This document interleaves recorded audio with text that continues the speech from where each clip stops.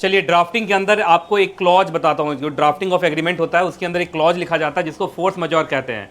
Force majeure में क्या होता है? फोर्स मेजॉर में जनरली वो सिचुएशन लिखे गए होते हैं जिन सिचुएशन में अगर एक पार्टी से नॉन परफॉर्मेंस हो जाए, मतलब जो उसको परफॉर्मेंस करना है वो ना कर पाए, फिर भी उसके ऊपर लीगल एक्शन नहीं लिया जा सकता। उसका कारण ये होता है, फोर्स मेजॉर के अंदर ऐसे सिचुएशन लिखे जाते हैं जो पार्टीज के कंट्रोल के बाहर होते हैं। They are the circumstances which are beyond the control of a party.